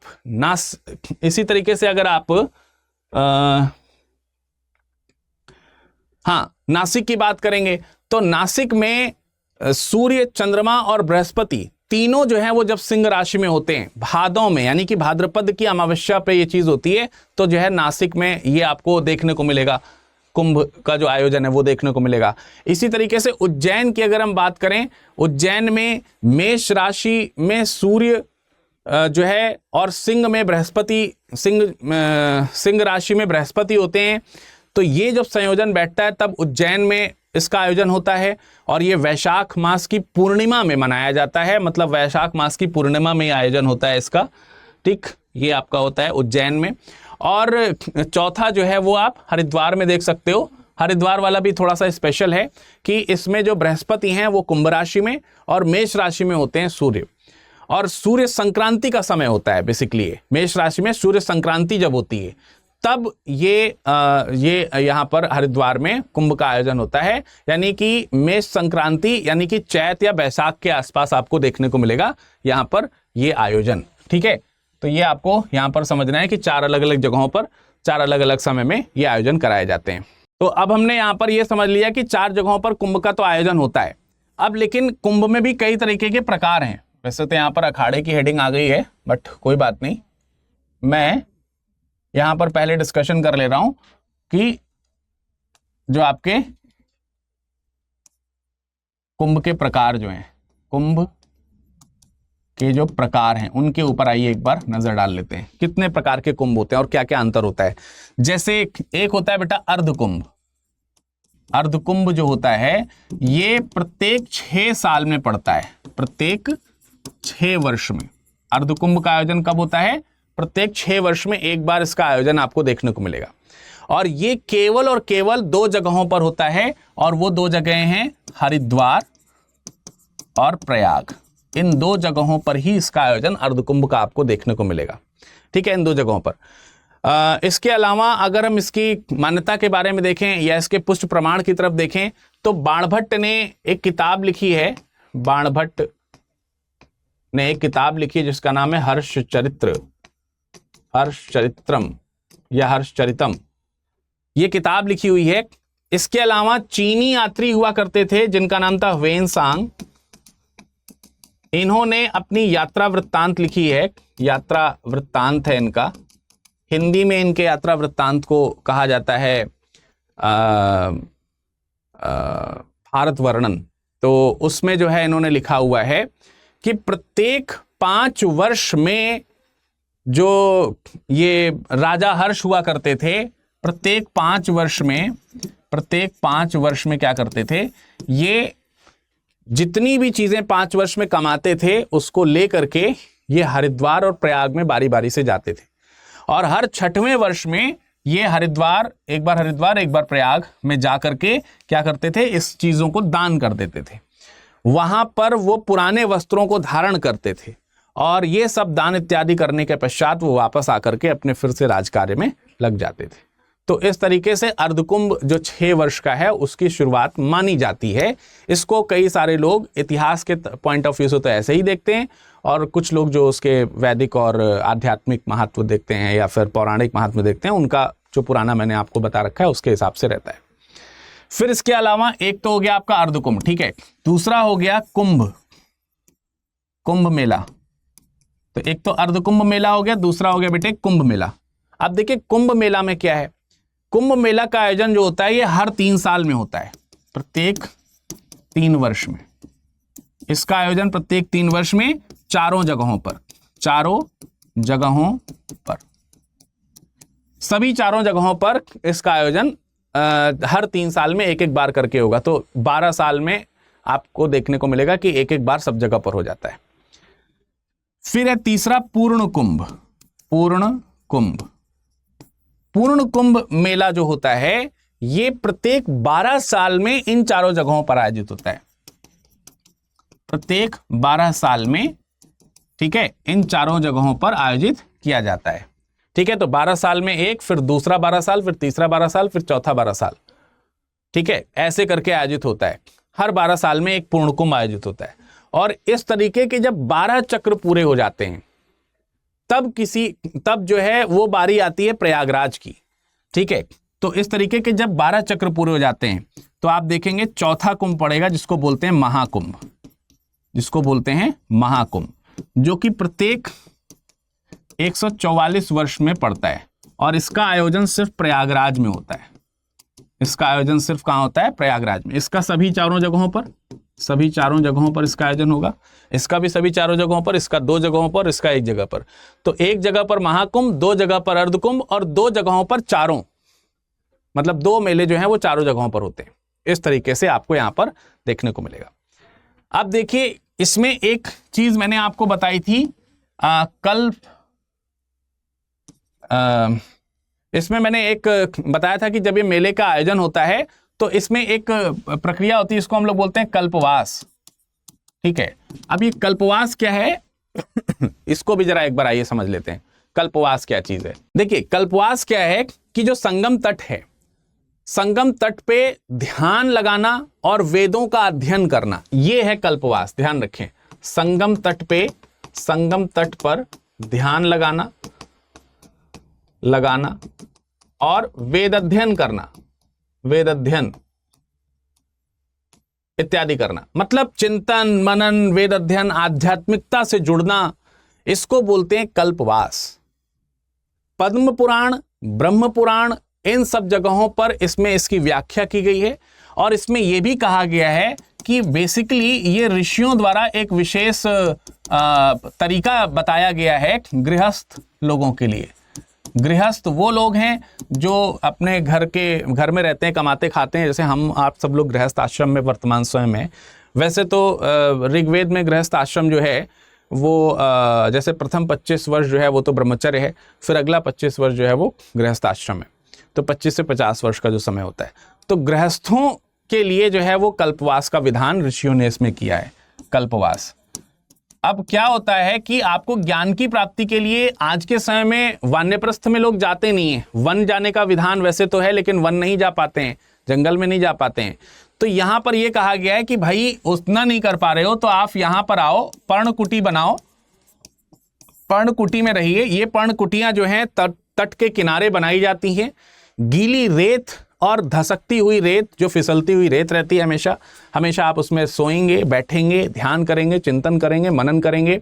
3 बार दिन में स्नान करेंगे, ऋषियों मुनियों से आशीर्वाद लेंगे, उनसे ज्ञान इत्यादि लेंगे और उपासना करेंगे, व्रत करेंगे, पूजन करेंगे, दान करेंगे, सत्संग करेंगे। इस तरीके की चीजों को ही हम लोग क्या बोलते हैं? इस तरीके की समस्त चीजों को हम लोग कल्पवास बोलते हैं बेटा। ठीक है, क्या बोलते हैं इसको? कल्पवास। अब आइए समझते हैं कि अखाड़ा क्या है। अखाड़ा जो है क्या है, अब आइए इसके बारे में भी एक बार चर्चा कर लेते हैं कि अखाड़ा क्या है। देखिए अखाड़ा क्या है, ये भी आध्यात्मिकता को रिप्रेजेंट करता है। बेसिकली अखाड़े का मतलब अखंडता से है। अखाड़े का शाब्दिक अर्थ जो है वो अखंडता से आता है। अखंडता शब्द अखाड़े को रिप्रेजेंट करता है। एक्चुअली आप इसको ऐसे मान के चलिए कि जो भी जैसे हिंदू संस्कृति या अन्य भारतीय संस्कृति में आध्यात्मिकता का बड़ा महत्व है, तो आध्यात्मिक जो मूल्य हैं उनका ह्रास ना होने पाए, ठीक है। आध्यात्मिकता की स्थापना करना, आध्यात्मिकता की स्थापना ये स्थापना इनका विशेष मूल्य है। मतलब इन्हीं मूल्यों पर ये अखाड़े जो है वो काम करते हैं। अलग अलग संगठनों में अखाड़े बटे होते हैं और उन अलग अलग संगठनों में बटे हुए जो अखाड़े हैं, संगठन जो हैं इनमें बटे हुए जो अखाड़े हैं, ये एट अ टाइम जब ये सब चीज़ें होती हैं तो ये एकत्रित होते हैं, एकत्र होते हैं। एकत्र होने से इनमें एकता का भाव होगा। तो जो अखाड़ों की अलग अलग जो आध्यात्मिक स्थापना के जो वैल्यूज हैं वो एक समय पर एक जगह पर एकत्रित होंगे, यानी कि ये ज्ञान का समागम होगा, ज्ञान का संगम होगा हर तरह से। इसलिए भी इसको महाकुंभ कहा जाता है। बहुत बड़े स्तर पर ज्ञान का संगम है ये। अखाड़े, हर अखाड़े के एक इष्ट देवता होते हैं। जैसे वैष्णव अखाड़ा है तो वैष्णव अखाड़े जो हैं उनके एक इष्ट देव होंगे तो विष्णु जी होंगे। शैव अखाड़ा है तो उसमें शिव जो है वो इष्ट देव होंगे। ऐसे करके ऐसी मान्यता है कि जो आदिगुरु शंकराचार्य हैं, आदिगुरु शंकराचार्य जो हैं,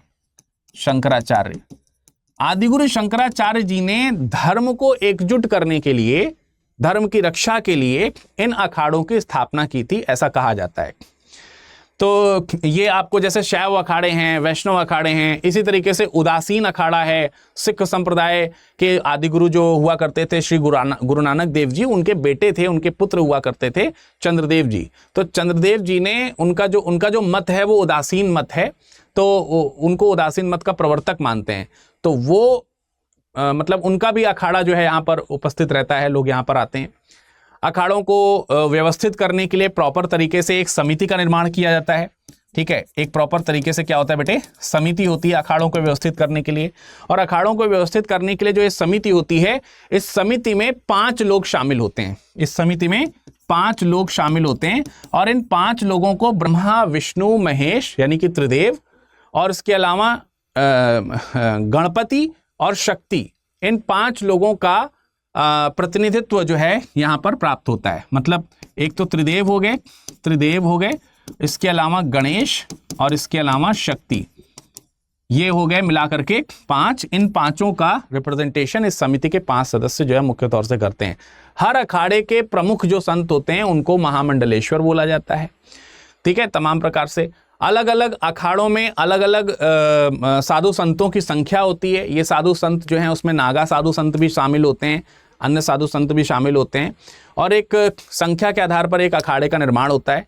अगर हम संख्या के आधार पर सबसे बड़े अखाड़े की बात करें, अगर हम संख्या के आधार पर सबसे बड़ा अखाड़ा की अगर हम बात करें, तो सबसे बड़ा जो अखाड़ा है, सबसे बड़ा अखाड़ा जो है वो माना जाता है जूना अखाड़े को। जूना अखाड़ा जो है वो सबसे बड़े अखाड़े के तौर पर माना जाता है।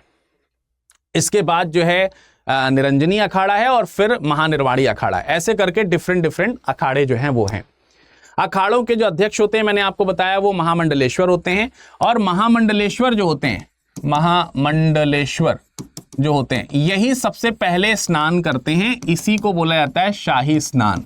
शाही स्नान करने के लिए महामंडलेश्वर जो होते हैं वो विभिन्न प्रकार से, जैसे रथ इत्यादि है, या फिर हाथी पर सवार होकर के, या फिर घोड़े पर सवार होकर के ये आते हैं। और इनके स्नान, इनके कर्तव्य, इनके जो प्रैक्टिसेस हैं उसको देखने के लिए बहुत सारे लोग इकट्ठे होते हैं। उनके अध्यात्म से जुड़ने के लिए बहुत सारे लोग इकट्ठे होते हैं। स्नान का औपचारिक जो शुरुआत है वो इन्हीं लोगों के द्वारा किया जाता है, जो कि आज हो रहा है या आज हुआ है। तो इसी को बोला जाता है शाही स्नान। क्या बोला जाता है इसको?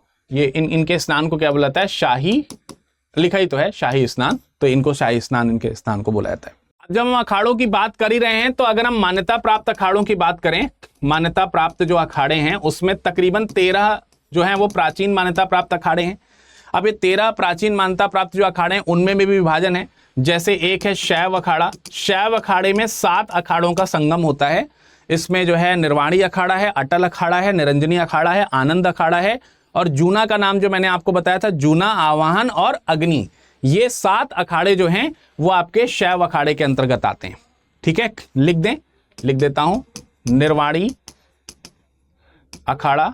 ठीक है, निर्वाणी अखाड़ा, अब बार बार अखाड़ा नहीं लिखूंगा, सीधा नाम लिख दे रहा हूं, अटल अखाड़ा, निरंजनी अखाड़ा, निरंजनी अखाड़ा, आनंद अखाड़ा और जूना, आह्वान अखाड़ा। ठीक है, और एक है आपका अग्नि अखाड़ा, अग्नि।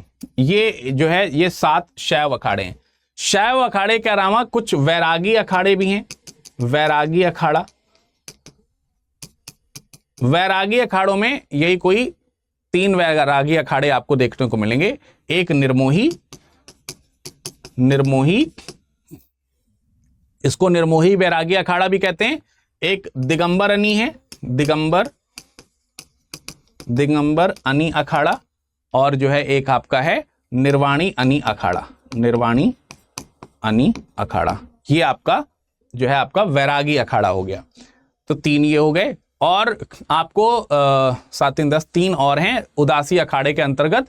तो उदासी अखाड़ा जो है, उसमें उदासी अखाड़ा में आपको नया उदासी, बड़ा उदासी, ठीक है, ये 2 अखाड़े हो गए, और एक जो है वो निर्मला उदासी अखाड़ा, तो ये हो गए आपके 13 उदासी अखाड़े।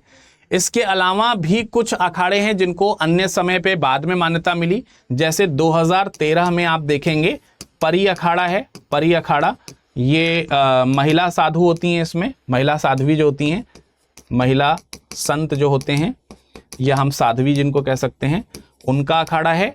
और इसके अलावा 2019 में एक और अखाड़े को मान्यता मिली थी। 2019 में उसको बोलते हैं 14th संप्रदाय के तौर पर किन्नर अखाड़ा। तो इस तरीके से मान्यता प्राप्त जो है वो कुछ अखाड़े हैं जो हमको यहाँ पर ध्यान रखने चाहिए। तो चलिए, ये तो मैंने आप लोगों को कुंभ के बारे में बताया। अब इस कुंभ में आर्थिक रिप्रेजेंटेशन जो है वो किस तरीके से है, इकोनॉमिक रिप्रेजेंटेशन जो है वो क्या है, उसके ऊपर भी एक नज़र तो बनती है, एक नज़र हमको डालना बनता है। तो आइए उसके ऊपर थोड़ी सी चर्चा कर लेते हैं, उसके ऊपर थोड़ी सी जानकारी जो है वो आपके साथ साझा कर लेते हैं। तो कुछ अगर इसकी बात करें तो ओवरऑल, अगर सबसे पहले तो हम बजट की बात कर लेते हैं। लगभग बजट की अगर हम बात करें, जिसमें केंद्र और राज्य सरकार का जो संयुक्त बजट का अप्रोक्सीमेट जो डेटा है वो तकरीबन 7,500 करोड़ का है। ठीक है, 7,500 करोड़ केंद्र और राज्य सरकार मिला करके इसमें बजट आवंटित कर रहे हैं, दिया गया है। और तकरीबन 384 डेवलपमेंट जो प्रोजेक्ट्स हैं उनको यहां पर मतलब लागू किया गया है।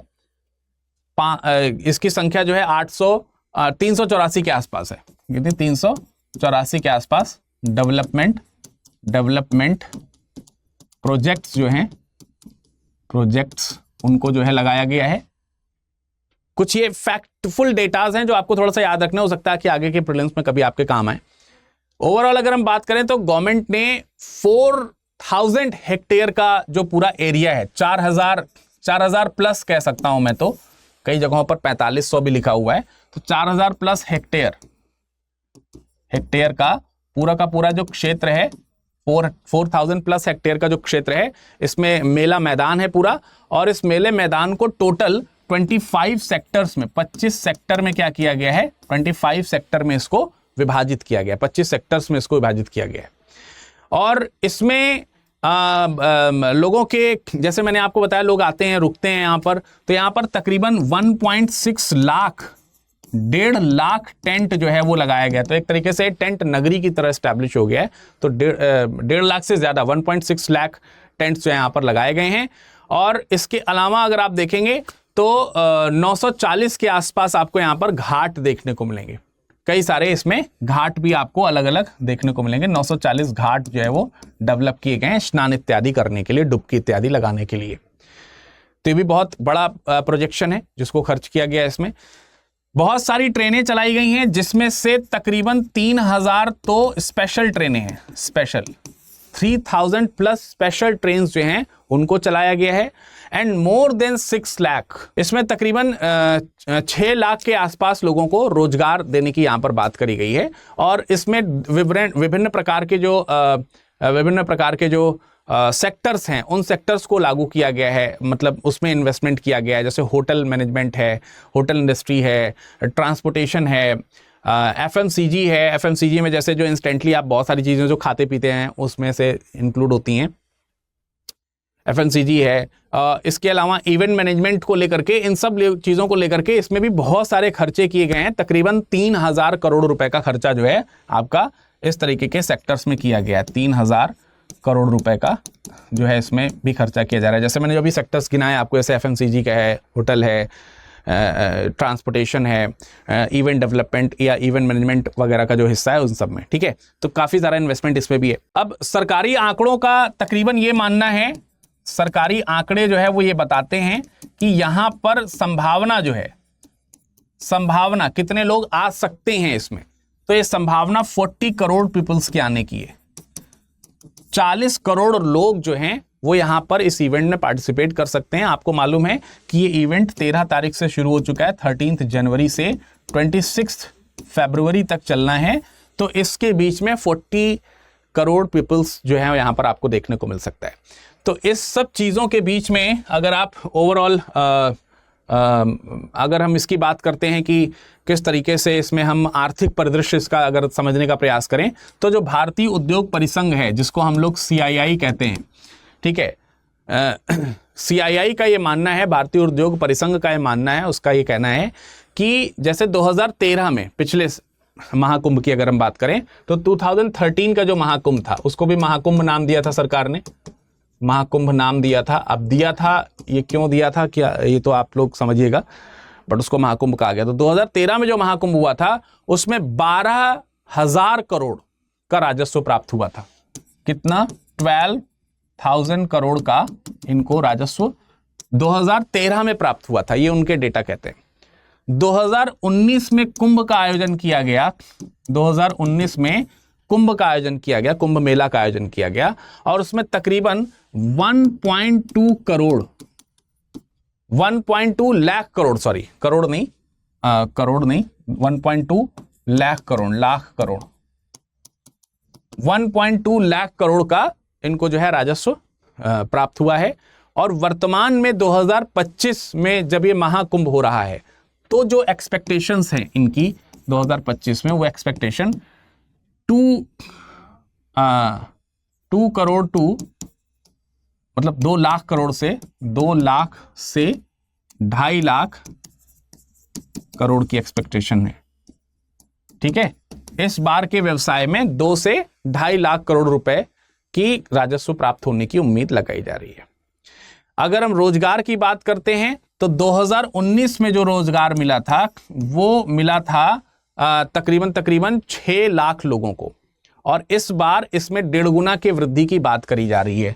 तो 6 लाख लोगों को वृद्धि मिली थी। मिनिमम की बात करें तो 2025 में 6 लाख लोगों को तो मिलेगी ही मिलेगी, ऐसी उम्मीद मानी जा सकती है। लेकिन सरकार का कहना है कि हम इसमें 1.5 गुना की जो है वो वृद्धि मान करके चल रहे हैं कि इतने लोगों को हम रोजगार प्रदान कर सकेंगे। इनफैक्ट यूपी टूरिज्म डिपार्टमेंट का यह भी कहना है कि वो अब तक 4500 लोगों को रोजगार मुहैया करा चुके हैं। राजस्व की बात करें तो राज्य सरकार का जो बजट है 2024-25 का, राज्य सरकार का जो बजट है, बजट 2024-25 में, क्योंकि इसी में ऑर्गेनाइज होना है महाकुंभ, तो सरकार ने 2500 करोड़ का महाकुंभ के लिए बजट आवंटित किया था। 2500 करोड़ का बजट राज्य सरकार की तरफ से आवंटित हुआ था। केंद्र सरकार ने कुछ स्पेशल पैकेजेस जो हैं वो दिए थे, विशेष पैकेजेस दिए थे, करीब 2100 करोड़ रुपए का केंद्र की तरफ से 2100 करोड़ रुपए का 2100 करोड़ का स्पेशल पैकेज पैकेज जो है वो दिया गया था। तो ये आपको यहाँ पर एक चीज और ध्यान रखनी है, इस तरीके की उम्मीदें हैं। चलिए कुछ और भी चीजें हैं जिस पे हम डिस्कशन कर लेते हैं एक बार, कुछ और भी पॉइंट्स हैं जिनके ऊपर हम डिस्कशन कर लेते हैं। जैसे एक दो फैक्ट्स इसी तरीके के मैं आपको याद करा देता हूं। सबसे पहली बात तो ये है कि कुंभ मेला जो है, कुंभ मेला या महाकुंभ मेला कहेंगे हम इसको, महाकुंभ मेला जो है, ये महाकुंभ मेला में महाकुंभ जिला जो है, पहली बात तो बनाया गया है इस बार, इसलिए बनाया गया है कि इसको सही तरीके से क्या किया जा सके, सही तरीके से इसको वो किया जा सके, मतलब इसको कायदे से जो है वो चलाया जा सके, इसलिए महाकुंभ मेला जो है यहाँ पर आयोजित किया गया है। एडिशनल डिस्ट्रिक्ट मजिस्ट्रेट भी यहाँ पर रखे गए हैं, एक तरीके से विवेक चौधरी जी जो हैं एडिशनल डिस्ट्रिक्ट मजिस्ट्रेट हैं, वो भी इसके बारे में बताते हैं। इसके अलावा आप लोगों को मालूम होगा कि जो एयरपोर्ट है, एयरपोर्ट से मेला स्थल को जोड़ने के लिए एक वीवीआईपी सड़क बनवाई गई थी। उस सड़क के किनारे जो है वो 84 पिलर्स बनवाए गए हैं, और हर पिलर में आप देखेंगे, हर पिलर में भगवान शिव जो हैं उनकी कुछ स्तुतियां और इस तरीके की चीजें उकेरी गई हैं। तो ये भी काफी इंपॉर्टेंट चीज है। 84 पिलर्स रिप्रेजेंट करते हैं 84 लाख योनियों को, 84 लाख योनियां जो मानव जाति के लिए मानी जाती हैं। तो इसमें भी अच्छा खासा इन्वेस्टमेंट जो है वो हुआ था। कुछ इस तरीके की एक्स्ट्रा चीजें हैं जो आपको यहाँ पर ध्यान रखनी है इसके पॉइंट ऑफ व्यू से कि किस तरीके का ये है। इसके अलावा कुछ चीजें हैं जो हमारे लिए टारगेटेबल हैं, जैसे कि जो सरकार है वो किस तरीके से इतने, मतलब इवेंट मैनेजमेंट जो है, इवेंट मैनेजमेंट ये एक काइंड ऑफ चैलेंज है। चुनौतियों की अगर हम बात करें, चैलेंजेस की बात करें, तो सरकार को यहां पर एक इवेंट मैनेजमेंट की चुनौती देखने को मिल सकती है। इसके अलावा जिसको हम लोग कह सकते हैं कि एक कुंभ मेले में जो सबसे बड़ी जो चीज है वो है वेस्ट मैनेजमेंट। ठीक है, वेस्ट मैनेजमेंट एक काइंड ऑफ यहां पर चैलेंज है, लेकिन फिर भी ऐसा सरकार ने कहा है, सरकार ने ये बताया है कि तकरीबन 10,000 जो क्लीनिंग स्टाफ है इनको डिप्लॉय किया गया है, इनको लगाया गया है, जिनको तकरीबन 850 टीम्स जो हैं, टीमों में क्या किया गया है, 850 टीमों में इसको विभाजित किया गया है, और तकरीबन 1,50,000, ठीक है, 1.5 लाख के आसपास टॉयलेट्स, ठीक है, 50 जो है टॉयलेट्स और यूरिनल्स जो है वो बनाए गए हैं। और इसके अलावा तकरीबन 25,000 डस्टबिन जो हैं वो भी जगह जगह पर रखे गए हैं। और इनमें आने वाला जो कूड़ा है, जो भी वेस्ट है, जो गार्बेजेस इत्यादि हैं, उसको डंप करने के लिए 40 कॉम्पैक्ट ट्रक्स जो हैं, 40 कॉम्पैक्ट ट्रक्स जो हैं, इनको भी यहां पर लाया गया है। वेस्ट मैनेजमेंट के लिए इस तरीके की व्यवस्था सरकार की तरफ से की गई है, ऐसा यहां पर बताया गया। इसके अलावा कुछ और भी फैसिलिटीज हैं जो फैसिलिटेट करी जा रही हैं सरकार की तरफ से, जैसे प्रयास किया जा रहा है कि नो प्लास्टिक को प्रमोट किया जाए, नो प्लास्टिक का प्रमोशन कैंपेन जो है वो चलाने की बात करी गई है। बायोडिग्रेडेबल प्रोडक्ट्स जो हैं उनको यहाँ पर यूज किया जाए। इनफैक्ट ये भी है कि इन लोगों ने एक इस तरीके का भी प्लान बनाया हुआ है कि व्यक्ति जो है अपने साथ में, प्रयागराज जो है वो काफी ज्यादा नीट एंड क्लीन रहे, तो उसके लिए मतलब ये हुआ है कि बायोडिग्रेडेबल मटेरियल से बनी हुई चीजें रहेंगी, प्लास्टिक और थर्माकोल को उसी से रिप्लेस किया जाएगा वगैरह वगैरह करके। इसके अलावा व्हीकल्स, जो वाहन हैं, वाहन प्रदूषण जो है उसको नियंत्रित करने की बात करी गई है, इसलिए ई रिक्शा और जो भी ई व्हीकल्स जो हैं उनको यहां पर केवल अलाउ किया गया है, ई ऑटो जो हैं उनको यहां पर अलाउ किया गया है। इस तरीके की चीजें हमको देखने को मिलती हैं। इसके अलावा मेला ऑर्गेनाइज करने वाले जो वॉलंटियर्स हैं, वो वॉलंटियर्स क्या करेंगे, उन्होंने एक थीम भी चलाई है, 1 बैग 1 थाली। ठीक है, 1 बैग एंड 1 थाली। और थाली भी स्टील की जो है वो रहे। इस चीज़ का एक वॉलंटरी इनिशिएटिव जो है वो भी यहाँ पर मेले में लागू करते हुए देखेंगे आप लोग इस चीज़ को। तकरीबन 1.5 मिलियन स्टील्स की जो प्लेट हैं उनको डिस्ट्रीब्यूट किया जाएगा और तकरीबन 2 मिलियन क्लॉथ्स के जो बैग हैं, कपड़े के जो बैग्स हैं, उनको डिस्ट्रीब्यूट करने की बात सरकार ने यहाँ पर कही है, जिससे कि इस तरीके के जो प्रदूषण है उनसे बचा जा सके। तो ये तमाम प्रकार के प्रयास हैं जो यहाँ पर किए जा रहे हैं। इसके अलावा जो चैलेंजेस होंगे वो चैलेंजेस जो है वो सुरक्षा को लेकर के हैं। इसके अलावा ये चैलेंजेस जो हैं वो सुरक्षा को लेकर के हैं, भीड़ नियंत्रण को लेकर के हैं। भीड़ नियंत्रण को लेकर के आपको यहाँ पर चैलेंजेस ध्यान रखने हैं, सुरक्षा को लेकर के चैलेंजेस ध्यान रखने हैं। एंड सेम एज आप यहाँ पर जब मेला समाप्त होगा, मेला समाप्त होने पर जो उसका संयोजन है, जो वस्तुएं हैं, जो भी संसाधन हैं, उसका संयोजन जो है वो किस प्रकार से होगा, ठीक है, ये एक चैलेंज के तौर पर यहाँ पर है। तो ये कुछ चैलेंजेस भी हैं जो हम लोगों को यहाँ पर ध्यान रखने चाहिए कुंभ मेले में। तो आई होप कि आपको यहाँ पर पूरा का पूरा प्लानिंग जो है, जो मैंने आपको बताया, वो आपके दिमाग में फिट बैठ गया होगा। एंड बहुत सारी चीज़ें आप लोगों ने यहाँ पर कुंभ मेले के बारे में सीख ली होंगी, जो कि रिलीजियसली भी है, उत्सुकता भी आपकी कुछ शांत हुई होगी और आपके एग्जाम पॉइंट ऑफ व्यू से आर्ट एंड कल्चर को भी कहीं ना कहीं बीच बीच में वो टच कर रही होगी। सो जाने से पहले एक बार फिर से मैं आपको बता देना चाहता हूँ कि यूपीएससी का जो आपका ये सेल है, ये सेल ऑन है अभी, क्योंकि अभी फेस्टिव सीजन चल रहा है और इसकी वैलिडिटी जो है वो 15 जैन तक रहेगी, जिसमें आपको बहुत सारी चीज़ें इस बैच में फैसिलिटेट रहेंगी आपके लिए।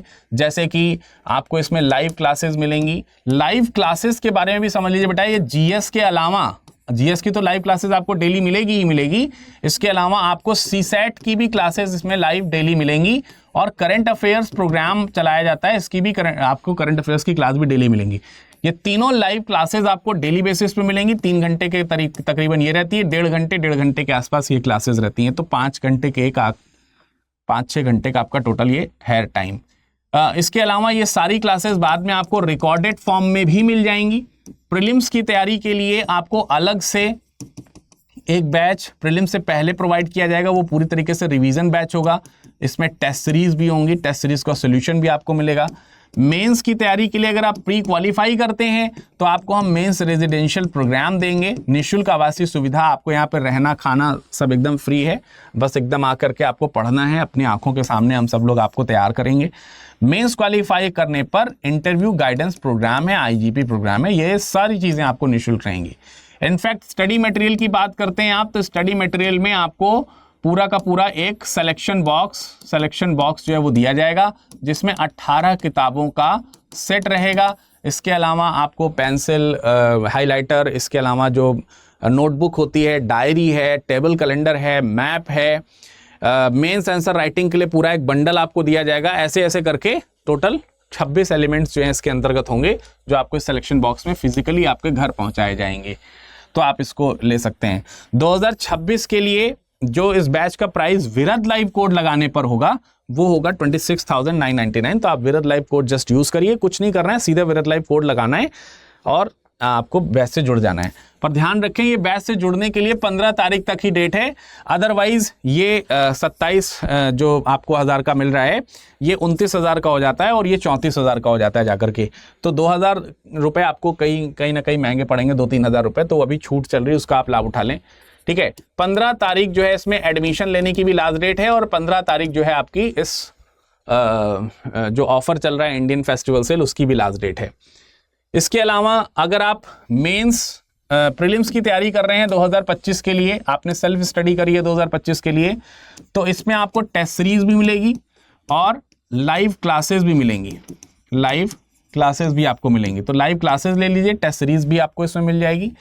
इसके अलावा टेस्ट सीरीज का एक्सप्लेनेशन भी आपको मिलेगा, ठीक है। स्टडी मटेरियल में सॉफ्ट कॉपी आपको प्रोवाइड कराई दी जाएगी। करंट अफेयर्स की क्लासेस इसमें मिलेंगी। सीसैट भी आपको इसमें मिलेगा। सीसैट के लिए अलग से कोई रिवीजन बैच नहीं लेना है, तो इसको बिल्कुल भी देर मत करिए। अगर आप 2025 टारगेट कर रहे हैं तो विरद लाइव कोड लगाइए, जल्दी से जल्दी 5,000 रुपये में 15 जनवरी तक इस बैच के साथ जुड़ सकते हैं। बुक्स अगर आप परचेज करना चाहते हैं, सिलेक्शन बॉक्स आप परचेज करना चाहते हैं इंक्लूडिंग बुक्स, तो आपको 4,999 में विरद लाइव कोड के साथ मिल जाएगा। सो चलिए मुलाकात करेंगे आप सभी लोगों से हम अपने इस बैच में। लेकिन जाते जाते एक चीज बता दूं कि आप हमें ईमेल जरूर कर दीजिए अगर आपको किसी प्रकार की कोई असुविधा है। और हमारा ईमेल है virad virad.dubey@studiiq.com studiiq.com। अगर कोई आपको कहता है कि सर विरद लाइव कोड से भी ज्यादा डिस्काउंट हम दिलाएंगे, आपके कोड से भी ज्यादा डिस्काउंट दिलाएंगे, मेरा कोड यूज कर लो, इमीडिएटली आप मुझे यहां पर इन्फॉर्म करें। आपके साथ में किसी प्रकार का धोखा हो सकता है उसमें कुछ फीचर्स जो हैं वो घट जाएं। इनफैक्ट ये भी कहा जा रहा हो कि हम सारे फीचर्स देंगे। सो ध्यान रखिए, फैकल्टी कोड से ज्यादा किसी भी कीमत पे आपको डिस्काउंट कभी नहीं मिलता। अगर मिलना भी होगा तो फैकल्टी से ही बात करके मिल जाएगा, अगर मिलना होगा तो। दूसरी बात यह है कि अगर आप टेलीग्राम से जुड़ना चाहते हैं तो आप हमें सर्च करिए विरद लाइव जो कि मेरा कोड है। और अगर आप इंस्टाग्राम से जुड़ना चाहते हैं तो टाइप कीजिए विरद लाइव। और मैं आपसे रिक्वेस्ट करूंगा कि आप जब भी इनरोल करें, अब जब भी आप एडमिशन लें, तो बिफोर टेकिंग एडमिशन आप हमें इन जगहों पर अपने कांटेक्ट नंबर के साथ हमसे संपर्क कर लें। मैं आपसे बात कर लूंगा या मैं किसी को अपनी टीम से कह दूंगा, वो आपके लिए ऑथेंटिक होंगे, वो आपसे सही से बात कर लेंगे। सो ये चीज आप यहां पर करें, कांटेक्ट नंबर आप जरूर सेंड करें और जरूर बताएं कि विरद सर ने मुझे भेजा है, मुझे बैच लेना है। सो ये चीज आप ध्यान रखें। तो तीनों चीजों को आप नोट कर लें। बाकी जाते जाते मुझे बताइए कि आपको ये महाकुंभ पर ये सेशन कैसा लगा। आप महाकुंभ जा रहे हैं स्नान करने या नहीं, आपका महाकुंभ को लेकर के क्या विचार है, ये सारी चीजें आप हमें कमेंट सेक्शन में कमेंट करके बताइएगा। इंतजार रहेगा आपके एक एक कमेंट का। हम सभी कमेंट्स को बड़े तल्लीनता से देखेंगे। आपका समय शुभ हो। धन्यवाद। हिंदी में यूपीएससी की तैयारी से संबंधित प्रोग्राम्स को देखने के लिए सब्सक्राइब करें स्टडी IQ IAS हिंदी।